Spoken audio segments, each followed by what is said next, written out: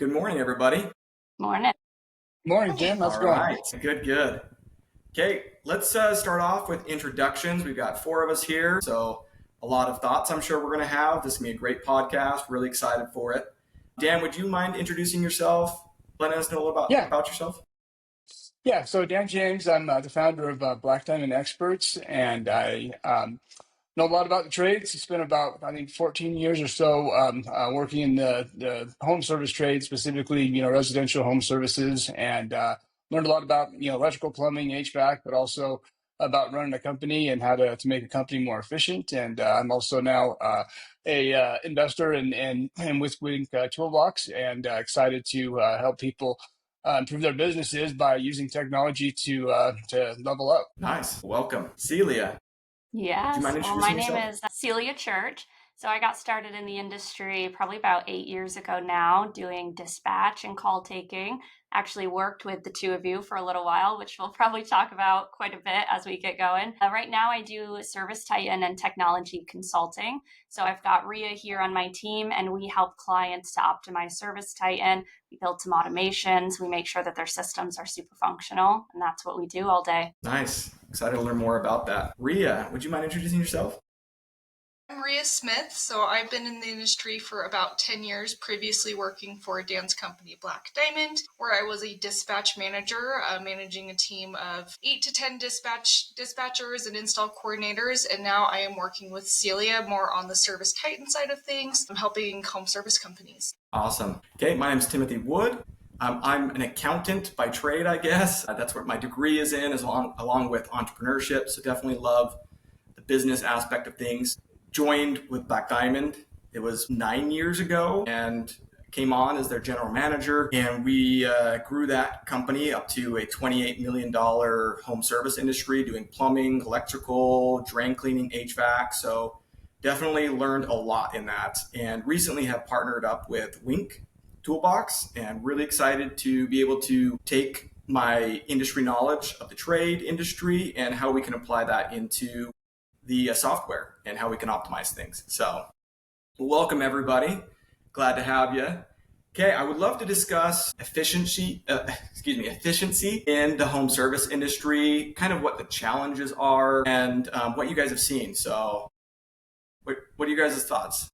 Yeah, I'll kind of start off with first off, it's awesome being able to have this podcast with the three of you. Man, there's a lot of memories over the years working. I mean, Ria's so modest about her experience, but she worked in about every different, everything but a technician over the years with Black Diamond.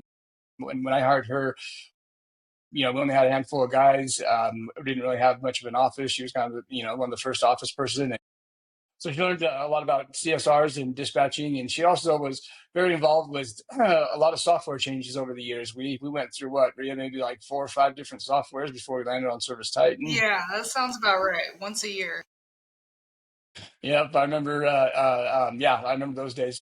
Excited about that. I've always been really, passionate about being more efficient with the business. Right off the bat, I always, we were very much an online business. We didn't really do much advertising on papers or anything like that. So, but then when it came to run the business, I was always looking at ways to do things easier, more efficient, using technology to improve efficiencies and profitability. And so, yeah, that's something really excited. I'm excited to talk about that too. Nice. So what are your thoughts as far as challenges that you've seen in the home service industry as far as just efficiencies? Where have you seen like major roadblocks and how we overcame those at Black Diamond?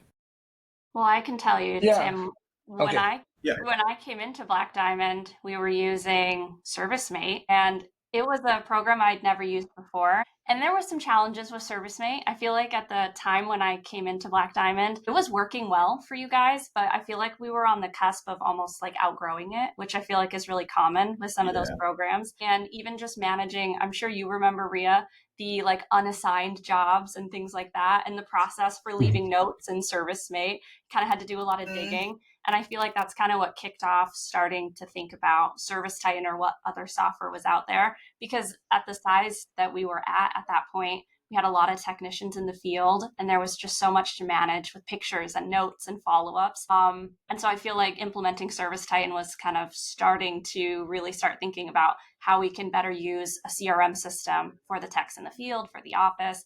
I don't know, Dan, that was kind of a big challenge when we started implementing ServiceTitan. Oh yeah, definitely. Yeah, I mean, it was going from Service Mate to Service Titan was a huge undertaking, and just because Service Titan is just so much deeper and so much more involved, and and so yeah, that was quite the challenge, but getting through that and looking back, no, I think we did a great job with that. We really dialed in our Service Titan account with your help, and just by learning the software and taking advantage of it.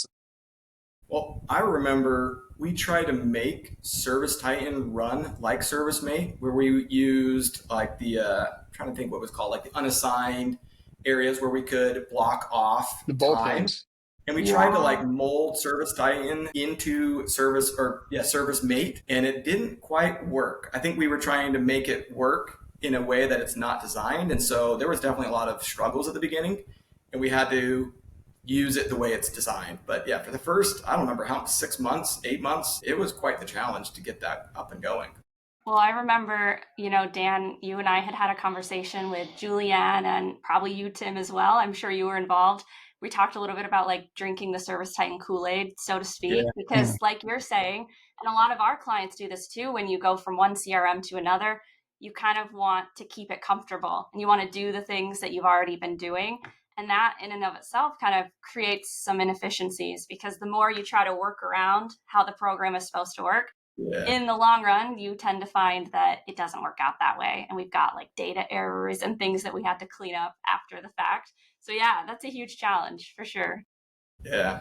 I remember those conversations very well, Celia. I was always like, well, can't we just do it this way and this way? This is how I want it done. And then you'd be like, okay, this is why this is why you got to have business units right. This is why you have to have the different the price book items in there right and all that stuff. And so yeah.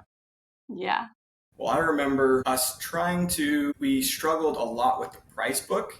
I remember Celia and I, we had plenty of meetings where I think if we would have used Pricebook Pro as the base and then added on to that, instead we imported our own price books and really ignored the Pricebook Pro side of things. And I think it came back to create issues in the long run. I think if we would have used that as the template, the base, I think we could have built it out quite a bit better where it just operated. Well, it's hard because I feel like that price book project kind of goes to show that the price book it's always a work in progress. Yeah. And when you pull an old version of your price book, it all starts to pile on top of each other. I feel like we had price books in the system and categories that were like from multiple CRMs in the past. And so with like us talking about inefficiencies, I feel like that was a huge one. And it's really common. I mean, the price book is one of the number one issues that I feel like a lot of people have in every CRM, keeping it accurate and how it correlates with inventory management and things like that on the accounts payable side. So yeah, it was a huge project for us, Tim. Yeah, for sure. You don't realize how I'm trying to think what the right word is, integrated everything is with each other in ServiceTitan. Meaning if you don't set up your price book right, it makes it really hard to do configurable payroll. And if you don't do your business units right or set up stuff, then your data looks wrong and you think your dashboards are completely wrong or all your reporting is off and it doesn't make sense.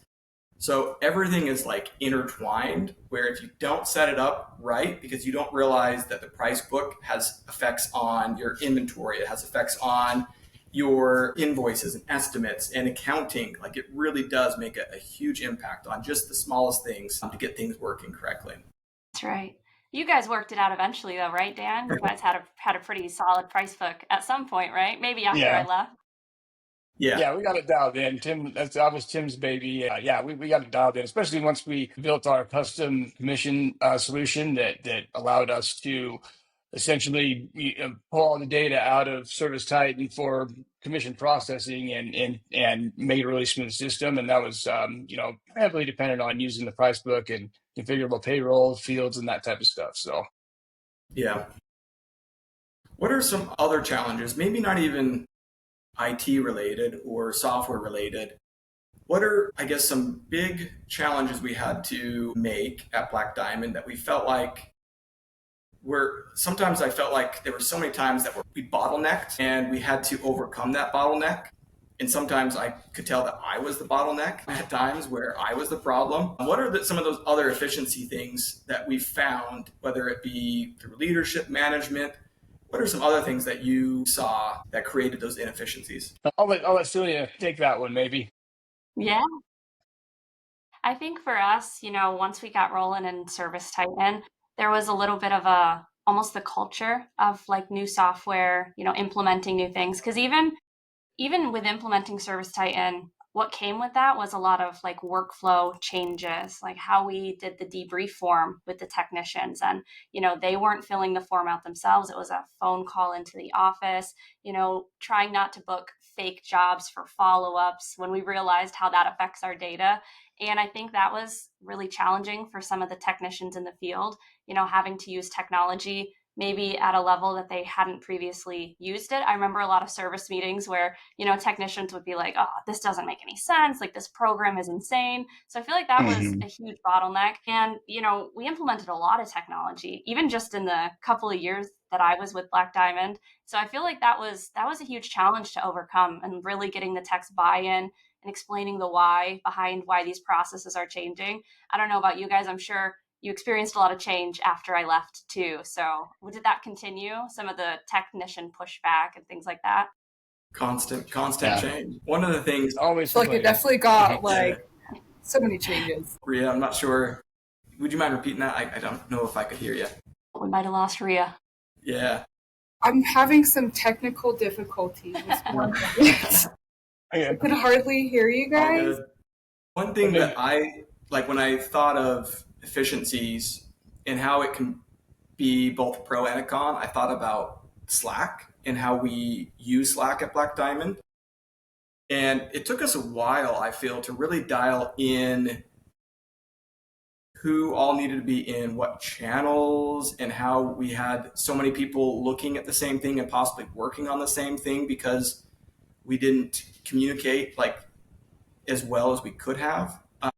But Slack, I think, used properly, or some sort of communication channel where it's you got threads and you got all sorts of efficiencies that you can implement in there, but how it can be a bottleneck. I remember when I was over, the St. George side, and I was over accounting, and I was still involved in a lot of the service techs.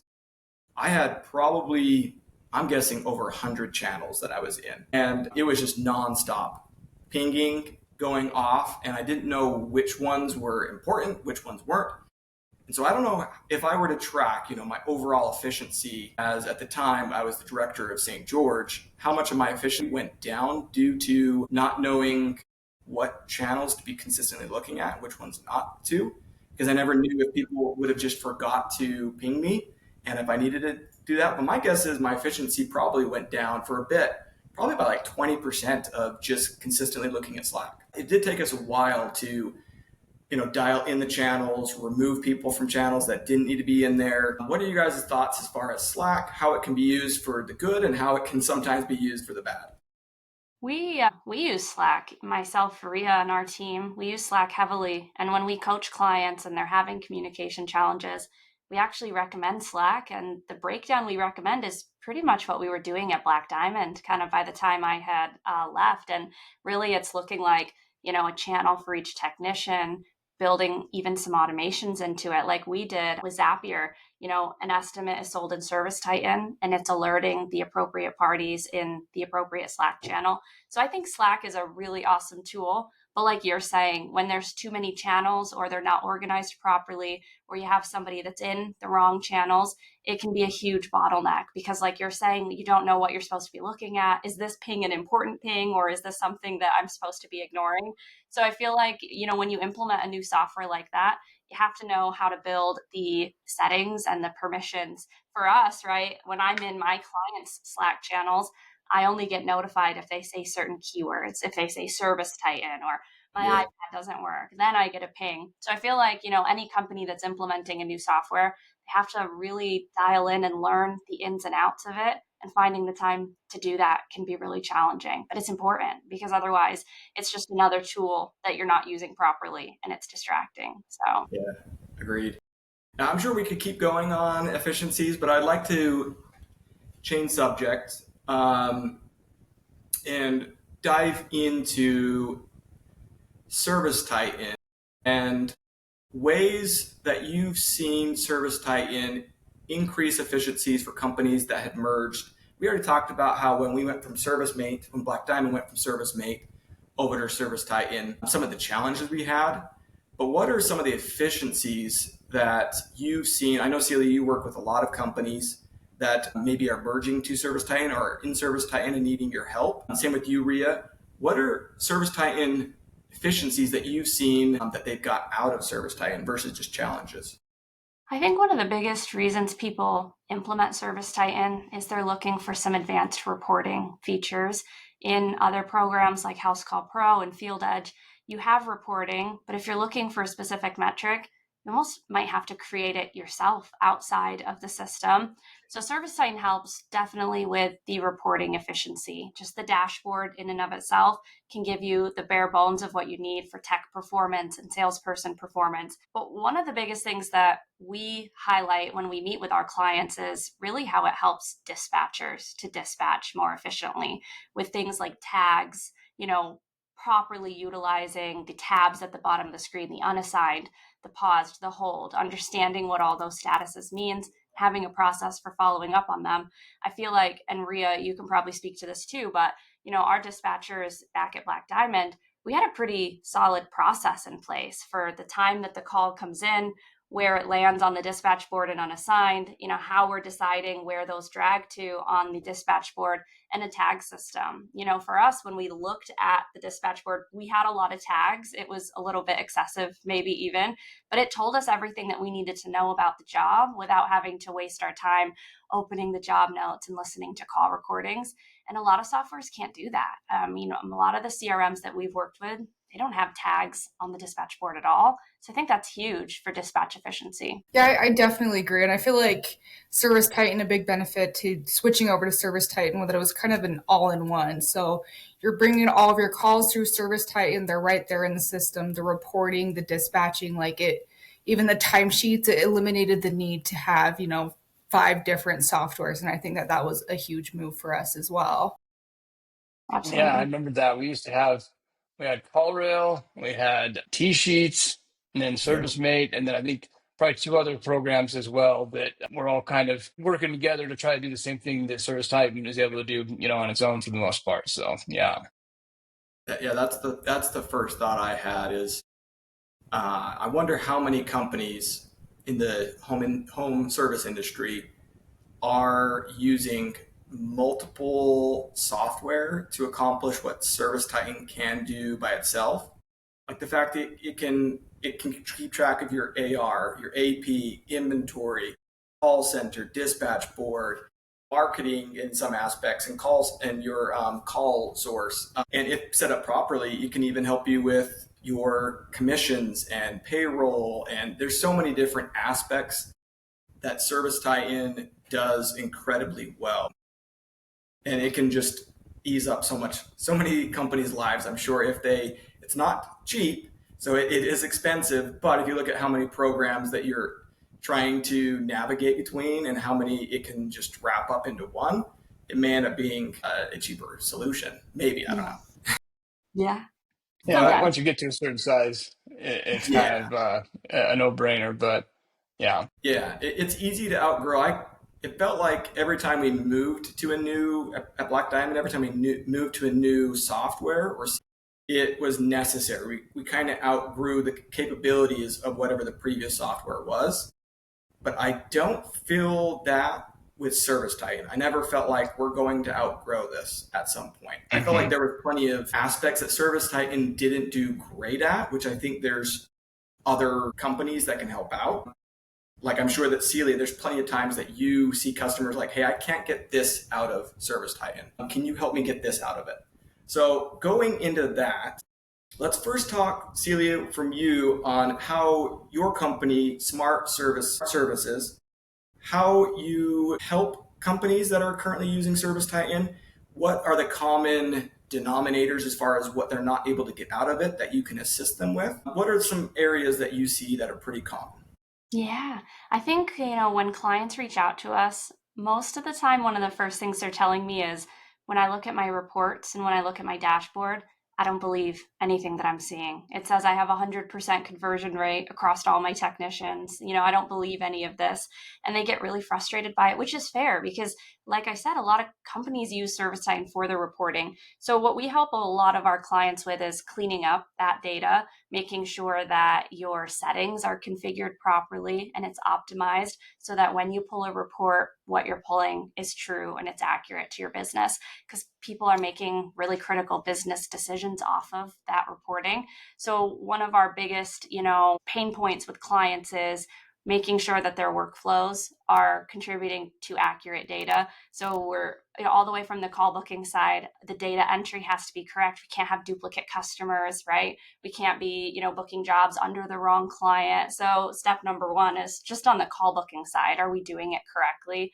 And then all the way through the dispatch into the technicians, making sure that we're building estimates correctly, we're selling them correctly. When it pops up and it asks you if you're doing the work today or you're doing the work later. So we do a lot of training one-on-one with dispatchers, with CSRs, with technicians in the field.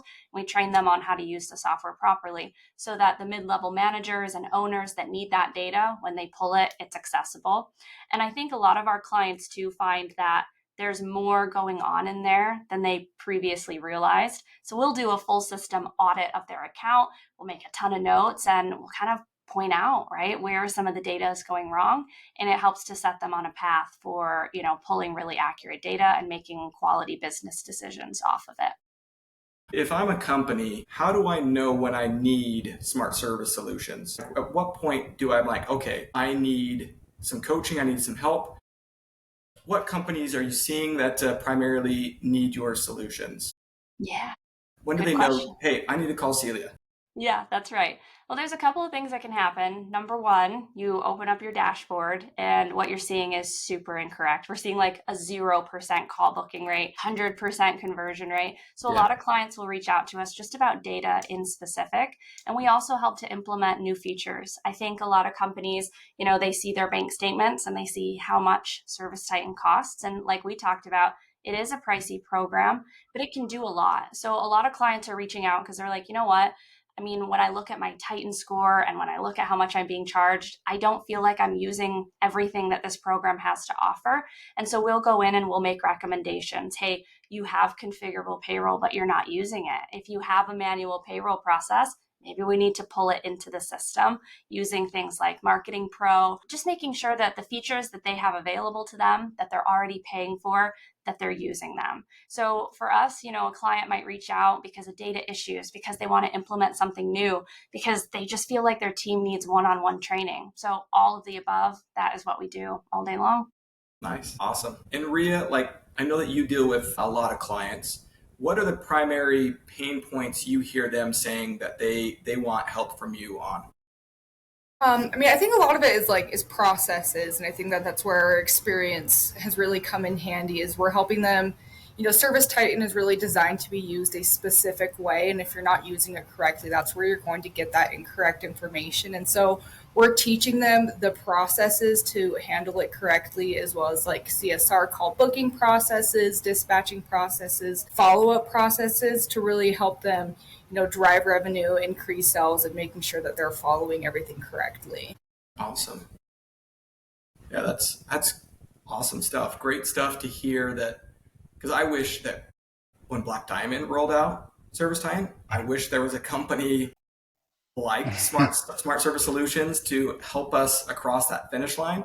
Because I don't remember how long do you think it took us to actually implement it from start to finish, where we actually pulled the trigger and went live? I don't know. It was a while. I mean, maybe 6 months or even more. I mean, before we had things really, dialed in and working well. I mean, there's a lot of stuff we Yeah, had to work through. We were already pretty big when we implemented. We were already 16, 15 million, something like that. I mean, we were up there, and so we had a lot of techs, and it was it was a big process. I felt like we did a good job on it and did things the right way to set us up for success. Yeah, it's great hearing from Rita and Celia about how their experience really helps them out a lot in their day to day with their dealing with their clients. Because we went under the hood and we really got to know that software really good and how to maximize it. And yeah, that's exciting to hear that people are learning from that. So.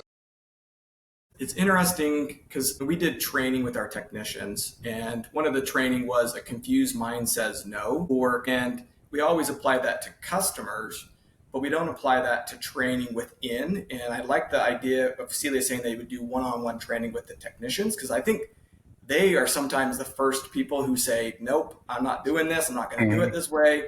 But if they have that one-on-one training, it allows them to stop saying no and have excuses as to why they're not doing those processes correctly.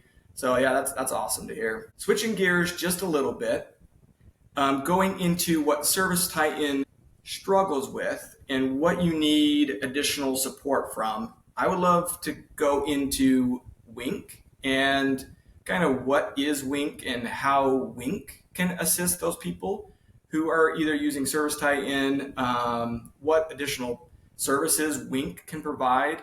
And would you mind going into like, who is Wink? What do we do? And how would you know if you need to use Wink? Yeah.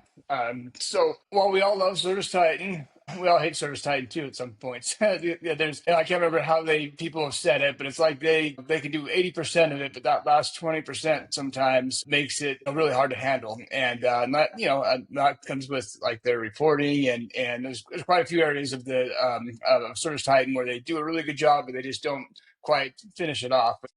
That's kind of why Wink exists. Just a little history on Wink. I used Wink a long time ago when I was using ServiceMate. The ServiceMate doesn't really have its own reports. It just relies on Wink for all the reporting. And back in the day, Timothy and I actually built a really awesome commission processing system that when we were using ServiceMate that really allowed us to automate all of the job costing and the commission processing and stuff every week using Wink. And that was awesome. And when we switched to ServiceTitan, we're like, we don't need Wink anymore. ServiceTitan has it all. They got the best reporting. And then once we got into it and started, really using it and stuff, I started realizing, hey, ServiceTitan still has places that Wink could really help out. And so that's where I, talked to Johan, the founder, and I'm like, hey, we've got to find a way to build out integration with ServiceTitan. That took us a while to do. I think we probably started on the ServiceTitan integration, maybe 3 or 4 years ago, and it's been a lot of work and a lot of time in the process. But now we've got it really dialed in. It's so amazing what it can do for any business, whether it's a small business or a large business. And I'll kind of highlight just a couple of things and about that reporting. Obviously, what sucks about ServiceTitan reporting, for one, is you can't set the data from 2 different data sets. So if you're trying to pull a report that had CSR data and accounting data, you just can't do it. You got to pull 2 different reports and then you've got to merge them on the back end. And that's a ton of work. And Tim used to do all that a lot. And then the other thing is what happens when you export a report? As soon as you export a report out of ServiceTitan, it's already old. I think about how many times we would say, "Oh shit, we got to clean up our AR. We got to have the accounting team make a report, had all the notes on it and everything, and then we'd send it to all the service managers."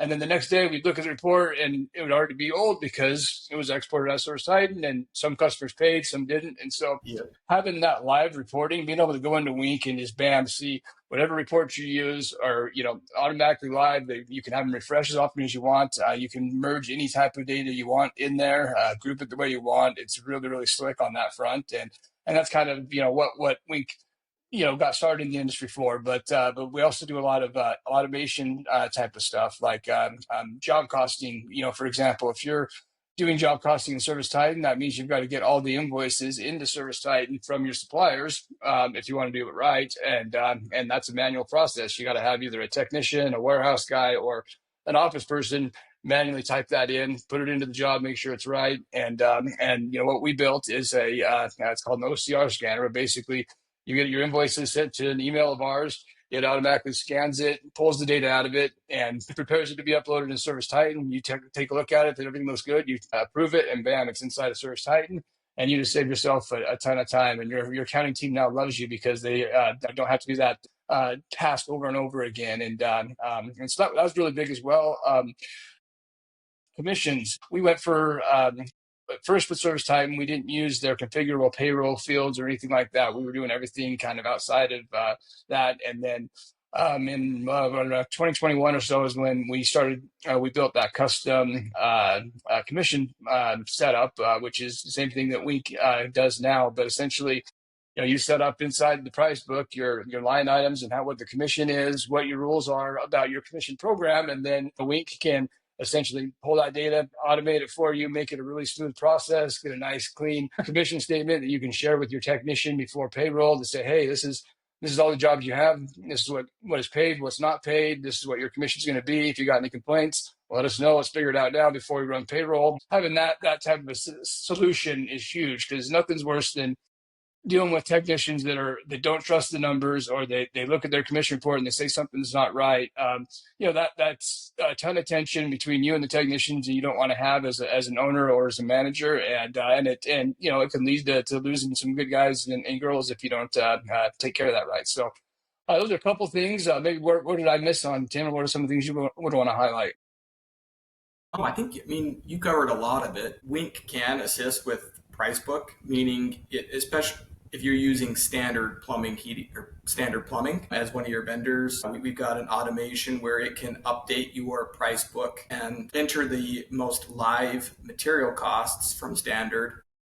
And then not only that, if you pair that with the OCR scanner, you've got now an invoice and those SKUs compared to your materials in your price book. We have a report that can create whether or not you're getting mischarged, if you're getting charged not correctly. As a controller or CFO in the past, that was always a big struggle for me, is you never knew how much, because I used to do all the job costing manually at one point with Black Diamond, that was part of our commission process, is I would go into every single job, review all of the jobs, determine whether there was missing materials. And I can't tell you how many times, even on HVAC, where I'd find we got charged $200 more than our price should be on equipment, or $500. There was a few times I found we got charged $1,000 more than what we should have.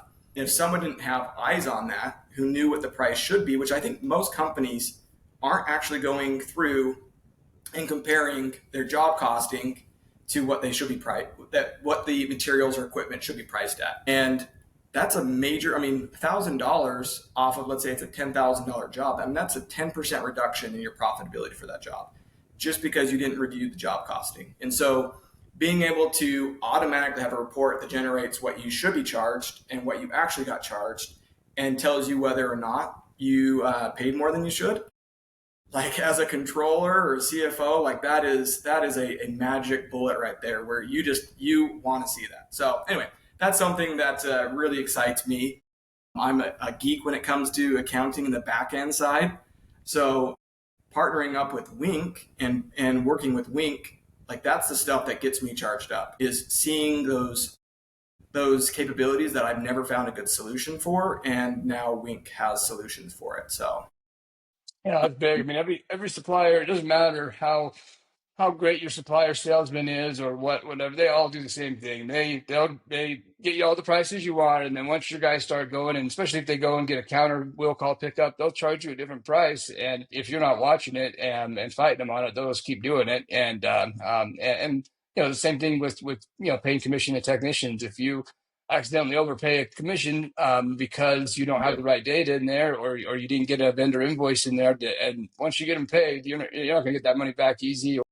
And if you overpay them, they're not going to say anything. You underpay them, you'll be hearing about it right off the bat, as Tim knows. That's really big. And on the automation stuff with Wink, I know you mentioned Zapier earlier, Celia, which is a really powerful software. We used to use it a ton at Black Diamond, but Wink can do all those automations, and that's what's great is if you just have a subscription with Wink where you're able to use their reporting and different areas of Wink, you can also use their automations to replace Zapier. And in most cases, it's a much easier process to get it set up within Wink to do Zaps. I love the the one you talked about earlier, where as soon as the job is marked sold, it's notifying a tech in the channel, and his support staff is cheering him on. That was a really powerful. I don't know whose idea that was, but it was a great idea, and I think it's really impactful. Those types of automations that Wink can do between multiple softwares really can help save you some money. If you're already spending a lot of money on an automation tool, you might be able to do it for free in Wink while you're doing other stuff as well. So, Well, you mentioned, Dan, with commission, something that actually just came up for me recently. We have a lot of clients using configurable payroll in ServiceTitan. And one of the biggest challenges is, configurable payroll is going to show them what they are being paid, but it's not going to show you what maybe has sold, but the job's not done, right? The invoice hasn't been paid in full. We're still not completed with that project. So having a tool like Wink, where you actually can see both sides of the story, you can see what you are actively being paid out and maybe what's still on hold, what's still in progress. That's huge because right now, I mean, you're stuck maybe manually building a report for that and having to sit and filter. So a system that can do that for you, that's really, really crazy. Yeah. that's really powerful. I remember at one point when I was doing all the commission, which was for a long time, I had this master report that showed, because a lot of companies, I think a best practice is you don't pay out commissions until the job has been paid by the customer. I'm a big believer in that. That way they're part of the AR process, because I've seen so many times where people just don't manage their AR, and the technicians don't care about it. That makes them like it or care about it. And I had this, after I would do all my commissions, I'd have to go back and relook at all of the payrolls before where the job had been completed but not paid, and I hadn't paid out commission. So I had this spreadsheet forever long, and I had to go through and go check every single job to see if it now had paid status, and it was miserable. That alone, was a massive tool. And technicians prefer to see that, or salespeople, hey, how much am I owed? What did I actually earn versus what I got paid? Like what I found, the more transparent you are in terms of what their calculations were and what they should be paid, the more confidence they have that they're not getting screwed over or cheated. Because that's, I think, the trust between a technician or any employee and the ownership or the managers, like that's key to keeping your employees happy. Yeah. I mean, I'm very guilty of having a very non-transparent commission plan for a long time back in the day at Black Diamond, and it sucked for everybody. It sucked for me. It sucked for the managers because the guys just didn't know how much their check was going to be, and then when they get it, it's pretty easy for them to be upset. And so, and same thing with transparency. When it comes to like dashboards and company internal facing reports and that type of stuff, Wink has some amazing, easy to make dashboards that is really powerful. But I'm always big on let's get those dashboards up where in the call center and where the technicians meet, so they can see the leaderboard, who's the top tech, who's the best installer, those types of things can get that natural competitiveness flowing between the companies, or the technicians. But then on the other side of that, I'm also the guy that built some dashboards and stuff like that had the wrong data. So I'd have a dashboard in the tech meeting room, and then the techs would come in and be like, what the hell, that's not my right number. And then I'm back here trying to fucking fix the thing, or pardon my French. But you've got to make sure, if you're going to be transparent about numbers on there, you got to make sure it's right. You can't have it be wrong, or else it actually you're better off not having it at all. And it's hard to maintain accurate dashboards and stuff if you're doing it manually, or if you're doing some process where you're emailing to update it or something like that. Where Wink, it's just bam, it's already live and ready to go. But yeah, I think how many times we had problems like that, Tim, where you get phone calls from service managers or whatever that, hey, this isn't right, and then we're trying to scramble and figure it out. Yeah. I know Celia had touched on that when she was going over the Smartservice solutions, as far as like how critical it is to have correct data for decision making. So not only, I think there's two parts to it. One is the confidence from your employees that their data is correct. And unfortunately, like if you make a mistake, it seems like one mistake, especially when it comes to payroll, like now they feel like they can't trust you ever again. Mm-hmm. But then the Another massive part is for management, leadership, ownership, having good data to make big decisions. Like if you're going to determine whether your drain department's doing better and it's improving, you need good data to show that your close rates are going up, that your average ticket's going up. But if you don't have good data, you have no clue whether or not you're trending in the right directions, how to make impactful decisions. So there's two parts to it. So I'd love to, I guess, pick your brain as far as solutions that you have seen that made the biggest impact to get correct data. What were those the biggest impactful decisions that you've seen that you've helped customers along? I think for us, the most impactful thing is documenting processes. So we can train you on the process, right? But it has to be consistent. If we're going to book callbacks properly in ServiceTitan, we have to do it consistently. And we have to have a process or a report in place to catch when we didn't do it correctly. So it's not just building out the process and training the team on the process, but then it's inspecting, right, what you have put in place and verifying the accuracy of it. So we will help clients to build reports or utilize programs like Wink that can pull this data automatically to verify the processes that they've already put in place. And that system really helps to keep the data accurate over time. Because if we do a group training with a company, that's great for an hour, but then they're on their own afterwards. So we have to make sure that we put the building blocks in place so that afterwards they can verify that everything is continuing to be done correctly. So that's huge for us. Bigger question. With your company, do you guys have like standard operating procedures that you've already built out? Because that's always been a major pain point for me. Is I feel like there's certain people and companies have got strengths where you can go into one company and they're growing, but then you go to see like they got a new hire and there's no new hire orientation or there's like no documentation. What kind of, I guess, SOPs have you built out that your company can provide that would automatically give them major benefit just by talking to you?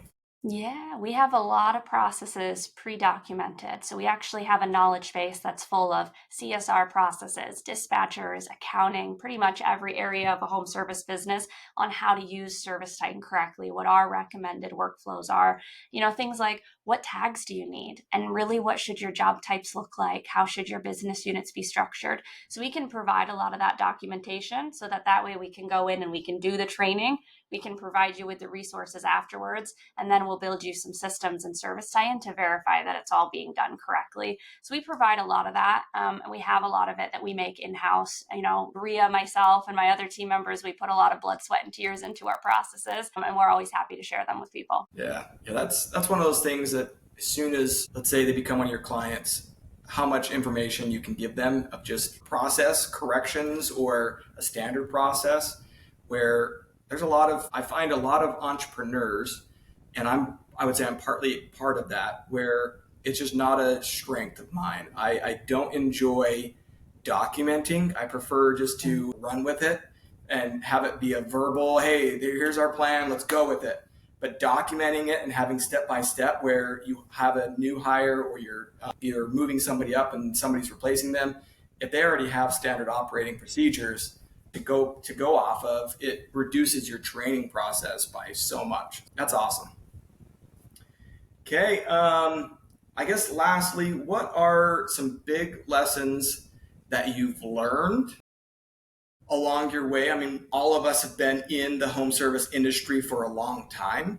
What are some of those lessons that learned that if you could do it all over again, you're like, man, I would love to impart this wisdom onto somebody or some company. But what are those lessons learned that you feel like you would love to have heard back in your younger years? One thing that was really powerful for us towards the end with Black Diamond, after we took on partners and learned a lot from them, was the strategy of booking every call and not and really dialing in your call center so you have a 90% plus booking rate. It sucked. Ria knows it sucked, and, especially rolling it out, but even maintaining it, because it's difficult to do. It's difficult to train on, and it's difficult to maintain. But man, I've been getting every customer their info into the system, right off the bat, regardless of when you could actually get out there, getting that information in the system, and then deciding, okay, how am I going to get out to this client? Do I need to reschedule? That was a big process, but I thought it brought us a ton of extra calls and really improved our overall operation. I mean, maybe Ria, you could maybe tell me what it was like on your side, but I thought that was really impactful. It was definitely chaotic booking every call. We were constantly overbooked, so I know that my team sometimes got frustrated, but it ultimately did pay off. Like we were getting every single good call that we could and making more money in that sense. And so I think for me, it was important to learn how to dispatch per profit and how to have that accurate data. So we did use a technician success tracker.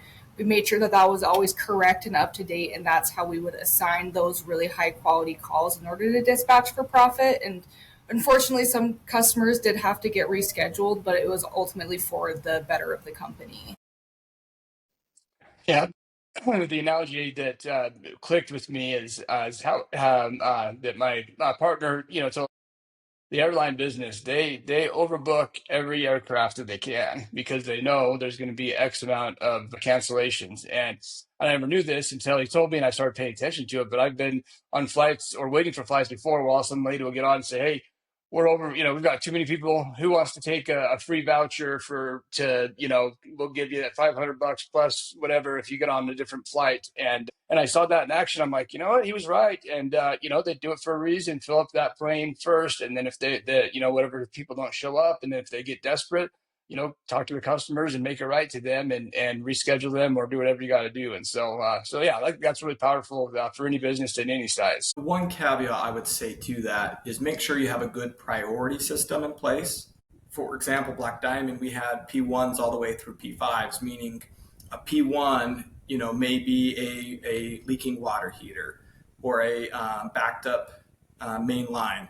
So we had a priority system where we had designed what all the different job types that a P1 would be categorized, a P2, a P3, all the way down to a P5. And so booking every call is incredibly impactful, but it really, if you didn't have a good priority system or a good training in place for your call center or dispatch, and you're putting a tune-up on, and a no heat or a no cool comes in, and you didn't have a good priority system, like that could cause issues. But yeah, I agree. Booking every call is incredibly impactful.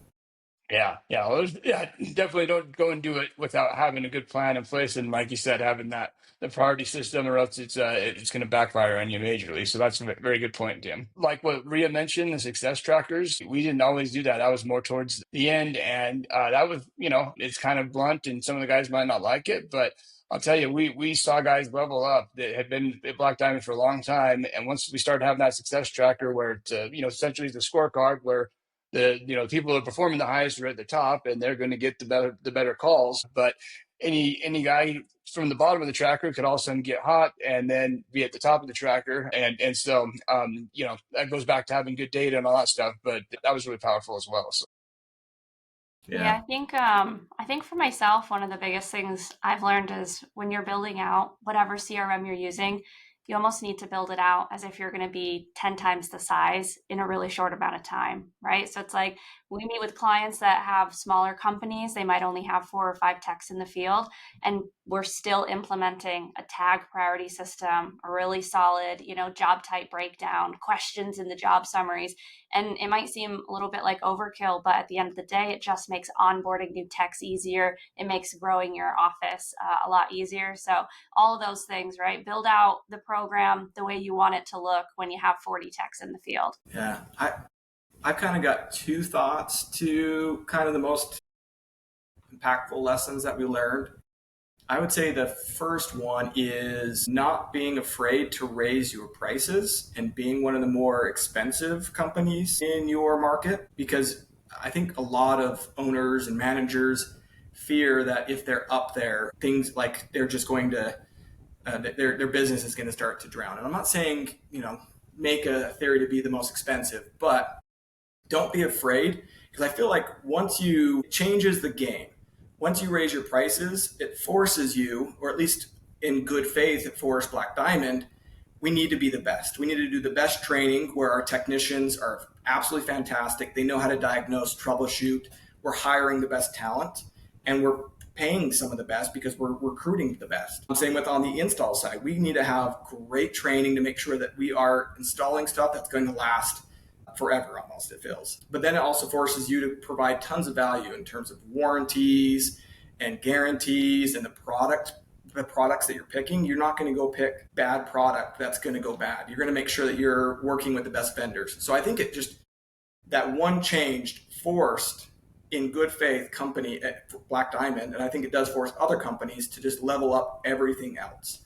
And so I would say, don't be afraid to raise your prices, and make sure that if you do, that you do follow through in good faith, doing all the other things that makes the value there. Make sure that your value proposition is there. And then the second thing that I was going to say is your commission or compensation plans to what your overall objective is. I see too many companies that they may hire somebody who may not be the most honest, and they put them on a full commission. And that leads to bad things. Like, you got to make sure that you have systems in place where if your end goal is growing revenue, then a full commission position is good. But it also, can lead to other bad things. So make sure that when you set up your commission plans or incentive plans, that the end goal of what you're hoping to accomplish is in there. If you're going for revenue, make sure that you have your commission is higher. But if you're going for product efficiency, make sure that your billable hourly efficiency is in there. So tying your commissions or compensation plans with your overall objective, and make sure that the company can win, the technician can win, and the customer overall has a better experience. Yeah, Tim, I'm glad you brought those two things up, because those are both huge. I mean, raising the prices, that was not easy for us. I was never in Nexstar personally, me and Maria. I don't know if you ever were, Celia, or not, but and so we kind of just learned things. We were a CEO warrior. We learned a lot from that. But anyway, I struggled as the founder with pricing stuff high, because I was always worried we were going to, swing and miss too often, and that we weren't be able to keep on growing or whatever. But I quickly learned that, for one, if you don't have the right price to begin with, it doesn't matter how efficient you are, how good of a price you're getting on your materials, how good your tech is, you're not going to be profitable because you got the wrong price to start off with, And so you got to start off with the right price, and then everything else has to go smooth underneath that to have a profitable, job and a profitable business. And so, I think that was a hard pill to swallow, but it was very, very valuable. And I fully agree with what Tim said about bringing the value. We are going to charge more, and you've got to bring value, and you've got to make things right. If there's a customer complaint or a situation or a technician does something he shouldn't, that's kind of comes with the territory. But over time, if you're an honest business and you're doing things right, you'll come out ahead in the long run. Yeah. Well, think about how many of the cheapest companies, like, you rarely find the cheap companies that have got the most skilled and talented employees. In order to hire the best talent, you have to be willing and able to pay the best. And the only way you can pay the best is if you have your pricing higher. And so I think a lot of times people assume the cheapest option is the best, but in a lot of cases, I've found so many times that you get what you pay for. And so if you're looking to be the cheapest, you're probably not going to have the technicians or the office staff who are as talented as you would like or as honest as you would like. So sometimes it really does bite the bullet, raise your prices, raise your compensation plans, hire the best, train the best, and overall just raise the value and the ethics of the company, I guess. Rhea, I know that John, go ahead. No, I was going to say, on commissions, to your other point about building a commission system that, is going to work for you and be a win for you, for the customer, and for the technician. That's really, really big. And I'm sure there's many, many companies out there that have a really, either a really basic commission program that doesn't, account for different variables, or maybe the more complicated one. Having a really good compensation plan is huge for attracting talent, and obviously for keeping that talent once you get them on there, and having a really smooth payroll process. One other tip I would say is we used to do payroll every week, and because that's what I had before, and I thought that's a really big employee benefit, and it was. But we switched, but it was hell for me and Tim, because guess what? We never, every single week we were running payroll, and it just wears on you. So do bi-weekly payroll, no matter what. That's the way to go. And when it comes to having a good, really good, transparent commission system, if you don't have one now, it's worth investing the time to build that out, to have Wink do it or whatever, because that's what's going to attract your customer, your technicians and salespeople, and it's going to help you keep your profitability up and not end up losing money on job left and right. So. Yep, agreed. Rhea, I know that you've worked many positions. I know you were at Black Diamond for a long time, and now you're with Smartservice Solutions. So I'm sure you've seen quite a bit. What are the things that, looking back, you feel were the most impactful of the lessons that you've learned? I think it's definitely being open and receptive to change. Like, you may think that you have this great process and you've got it dialed in. And then, we had a lot of, over the years, new people coming into Black Diamond with brand new ideas that were kind of foreign. And, when you first hear those, you're like, no way, that's not going to work. I know what I'm doing. And then if you really start to kind of listen to them and listen to why they're wanting to make those changes, I think that was a huge game changer for me. It wasn't always easy to implement new processes to our teams, but putting that why behind it and then seeing that reflected, in the culture and the numbers and everything that we do, it really, really changed things for me. There's always a reason behind that. Yeah, I agree. So kind of final thoughts, and this is me honestly. Did we get one from Celia? Or did I miss one from Celia? Okay. Yeah, I thought we did, but okay, I might mess that one up. My bad. No, you're good. Kind of final thoughts. I mean, all four of us, the lessons we've learned were also part of the solutions that the companies we work for now solve. For example, Celia's was set up the company or set up your CRM in a way where it can 10x and you won't have problems because you've already pre-solved those, which Smartservice Solutions is capable of assisting you with that.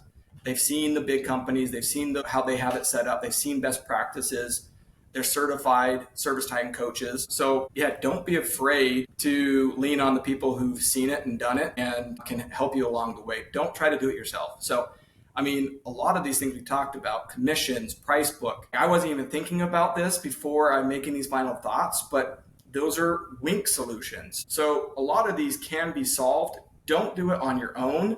Like, lean on the people. Like, for example, Black Diamond, $28 million company. I've seen any hour group, $100 million group. We've been in big organizations that have got SOPs and things dialed in. We've seen best practices. Lean on the people who've seen it and done it, and don't try to do it all on your own. Yes, it may feel better, like you feel like you can pat yourself on the back a little bit more if you do it on your own. But at the end of the day, you really need to make sure that you have longevity and your employees have got tenure. And to do that, you got to set things up well. So those are my final thoughts. What is everybody else's final thoughts? Well, I'll let the girls go first. Sure. I'd say my final thoughts, honestly, Tim, I feel like you kind of hit the nail on the head. You don't have to do it by yourself. And I think it's really important to know that whether it's, one of our organizations or whether it's just finding a network, whether it's a Facebook group or a coaching organization that can help you with best practices, or even just when certain scenarios crop up and you just need, a listening ear. I think some of those forums are really valuable for that. So you don't have to do it alone. Definitely use your resources. And it can help. It can go a long way. I agree. I mean, I think our industry is complex. ServiceTitan's very complex, and there are tools out there to help you. So just being aware and knowing what to look for, automations is going to be key to make your life easier. So, having a tool like Wink Reports is especially helpful so that you can focus your time on, on the business. Dan, final thoughts? I think you guys have all hit it on the head. Whatever you're doing, for one, always be improving. There's no business, there's no ServiceTitan account, there's no business, there's no department that is perfect. And it doesn't matter how good of a month you had or a year or whatever, you've always be looking for ways to improve the business, to improve your department, to improve the way you're doing things. Progress, not perfection, is something that me and Tim and Rhea, I'll learn from our coach for a bit. But, always always, rowing in the right direction and being open to new ideas and to adapting to this changing. Our industry is completely different. Literally 2019 or 2020 or whatever, before COVID came, I saw the PE, thing coming along. I saw, Mike Aguilera sold his company and, some of the old school ones that were originally, but I could tell it was coming to change things. And man, it's completely changed our industry. I mean, all of our competitors, majority of them are nowadays, PE firms and stuff. And it's a different beast, but it gives a lot more incentive for any business owner out there that's not with a PE firm yet to build a great business and set yourself up in the long run. And but you've also got to be able to run a business that can compete with them. And so, I think always being willing to learn and adapt and do what's best for the business. So. Perfect. All right. Well, it has been fantastic seeing you all, Celia, Dan, Ria. I appreciate your time, and best of luck and everything. And keep communicating with me. I love it. Thanks, awesome. Tim. Thanks, Tim. All right. Yep. Have a good one. See ya. Okay. Bye.